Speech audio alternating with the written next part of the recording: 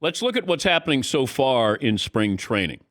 How does baseball look at some of these results, some of these calls, and certainly the controversial one we had over the weekend? Yeah, we're thrilled so far. I think we played about 50 games in spring training, and games are down about 23 minutes with more offense. And the reports coming out of camps. I was in Arizona this weekend are really positive. I think we're just kind of getting through the first couple of days of what's going to be an adjustment period for everybody. There's some routines that need to change and a lot we need to do to get ready for opening day. But early returns are great. Are we going to see a clock in every stadium so we can follow along with the pitcher, how long he needs to take, and then the hitter to get in the box and be alert with the pitcher?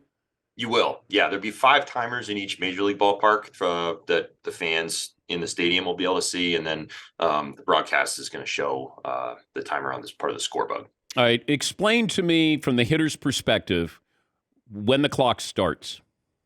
Sure. So it's a clock that's counting down, and where it counts down from depends on whether you're coming out of an inning break or a prior pitch or a different plate appearance. But in normal circumstances, let's say within a plate appearance with nobody on base, that clock's going to start at 15 when the pitcher catches the ball back from the catcher and count down. And by the time the timer gets to 8, the hitter needs to be in the box and what we call alert to the pitcher, basically eyes on the pitcher. And then the pitcher needs to begin his motion by 0.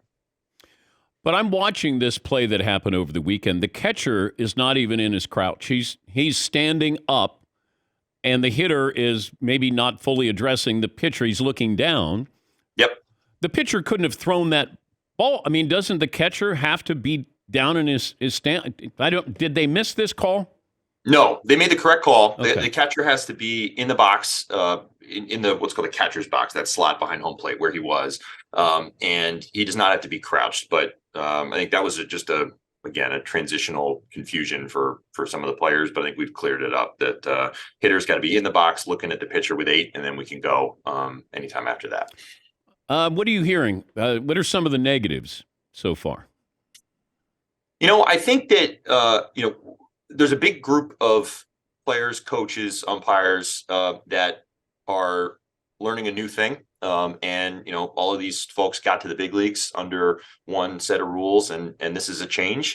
There's a big group, obviously, that has some experience with it in the minor leagues, and a big group who works fast enough where no adjustment is required. But you probably know the names. We've got some guys that are going to need to make adjustments and change their routines, and they're doing it. Honestly, I got to tell you, I was watching games this weekend, and it is pretty crazy to watch big leaguers who have been doing something one way for 15 or 20 years just on a dime, change their habits. And it's delivering a much more entertaining, well-paced game. And we played a game yesterday. I think it had 18 runs in it. 2 hours and 58 minutes. And you look around the ballpark, the fans are there. It's packed at the end of the game because we're hitting something a little closer to what fans want on the game time.